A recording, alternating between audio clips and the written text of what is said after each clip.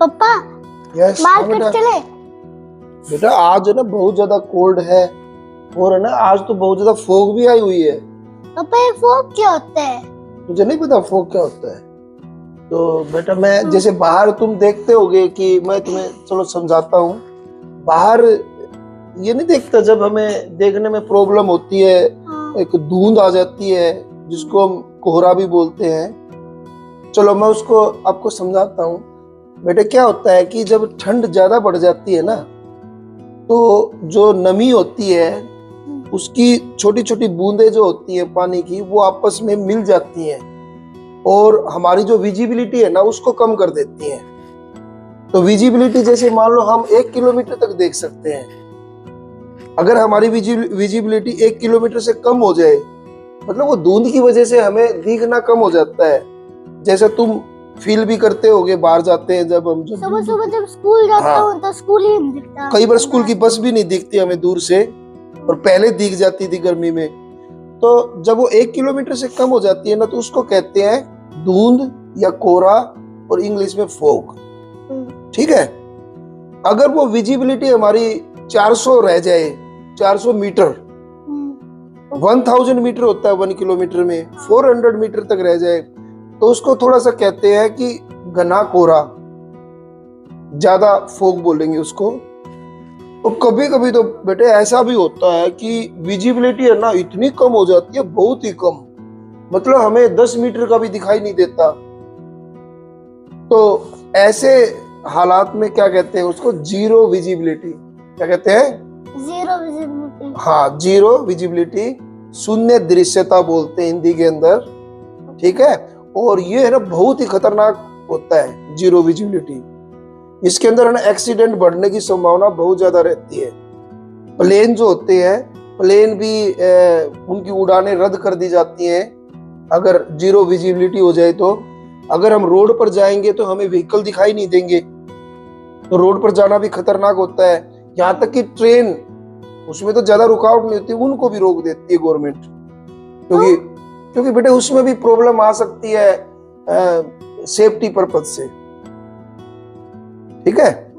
अगर कोई आ गया तो फिर दिखेगा नहीं, ब्रेक नहीं मार सकते। कुछ ट्रेन में बेटा कुछ तो निगरानी ध्यान रखना ही पड़ता है, सिग्नल्स वगैरह का। सिग्नल दिखाई नहीं देते जीरो विजिबिलिटी में, उनको सिग्नल का तो ध्यान रखना ही पड़ता है।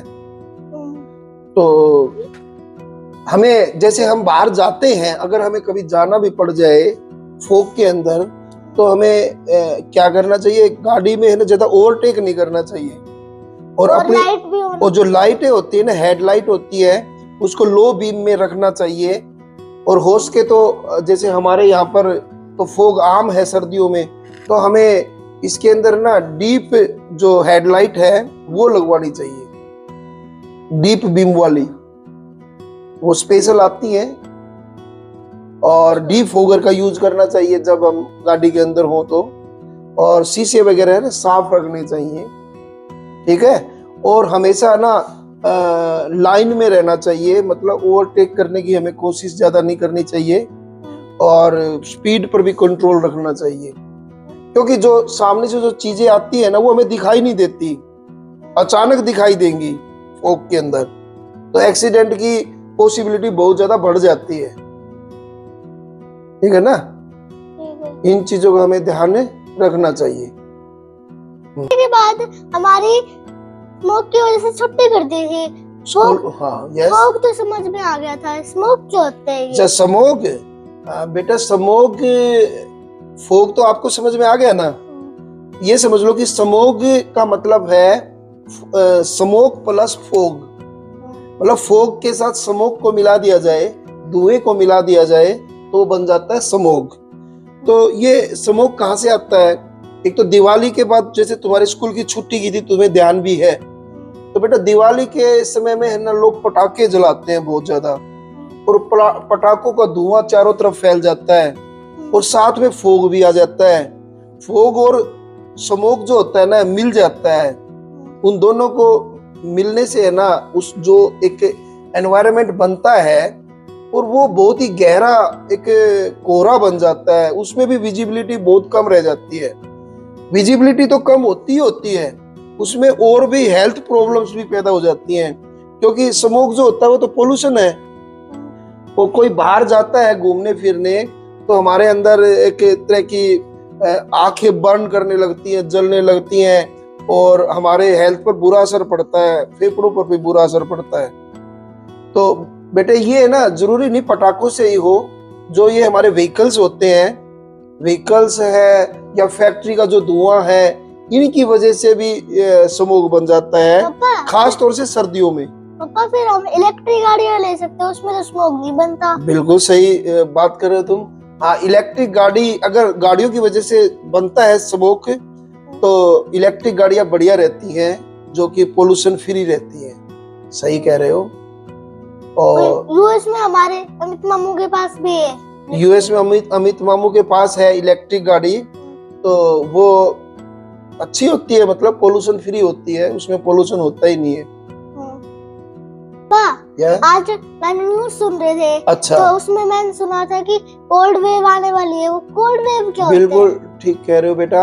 आईएमडी जो मौसम विभाग है उसने भी अभी सूचना जारी की है कि अपने हरियाणा के अंदर कोल्ड वेव चलने की संभावना है। तो कोल्ड वेव क्या होती है, जैसे कि तुम फील कर ही रहे हो, बिटर कोल्ड है, ठंडी, मतलब बहुत ज्यादा ठंडा मौसम है। तो बेटे अगर इसमें हवाएं भी चल जाए साथ में, बिटर कोल्ड के साथ, तो उसको बोलते हैं कोल्ड वेव। और ये भी हमारी हेल्थ के लिए बहुत ही मतलब खतरनाक होती हैं। कोल्ड वेव में हमें बाहर नहीं जाना चाहिए, इससे हमारे हेल्थ पर बुरा असर पड़ सकता है। मामू के पास वहाँ स्नोफॉल गिरती है। अच्छा, यूएस के अंदर? हाँ। और फिर वो गिरती कैसे है?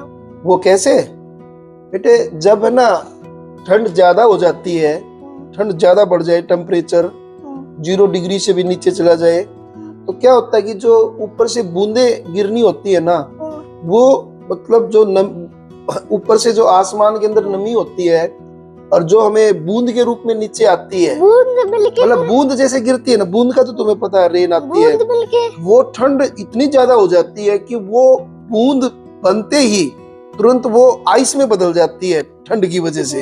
आइस फिर मिलके फिर स्नो बन जाते हैं। हाँ, वो फिर स्नो, वो जो ऊपर से गिरती है ना, एक तरह की बूंदे ही है वो, लेकिन वो ठंड ज्यादा होने से स्नो बन जाती है, और फिर वो धीरे धीरे स्नो के रूप में गिरती रहती है और जमती रहती है। और फिर हमारे अमित मामू के वहाँ तो 0 माइनस, हाँ, माइनस में टेम्परेचर होता है, माइनस, तो वहाँ इजिली बन जाती है। लेकिन हमारे यहाँ पर टेम्परेचर इतना ज्यादा कम नहीं होता, इस वजह से यहाँ पर स्नो नहीं गिरती है।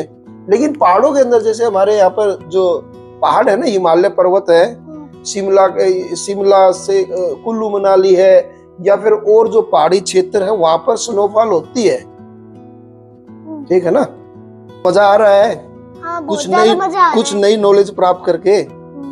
तो मैं तुम्हें थोड़ी बहुत बातें और बताता हूँ बेटे। जब है ना, कभी कभी ऐसा भी होता है कि मौसम में नमी नहीं होती और ठंड बढ़ जाती है, ठंड बढ़ जाती है, तो उसको फ्रोस्ट बोलते हैं, पाला।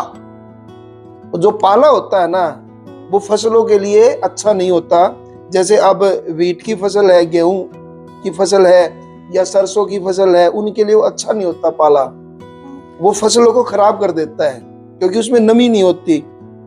लेकिन अगर पाला ना पड़े, उसकी जगह ओस पड़े, ड्यू ड्रॉप्स, उसको क्या बोलते हैं? ड्यू ड्रॉप्स, वो फसलों के लिए अच्छा होता है। ड्यू ड्रॉप्स में क्या होता है कि जैसे जो वायु में नमी होती है ना, वो पत्तियों के ऊपर एक बूंद के रूप में गिरती है, बूंद बन जाती है, और जो पौधों को पानी की जरूरत होती है ना, वो वहां से पूरी कर लेते हैं। आ रहा है समझ में? हाँ। तो इस तरह का मौसम फसलों के लिए अच्छा होता है, अगर उसमें ओस पड़ती हो तो, धुंध की बजाय।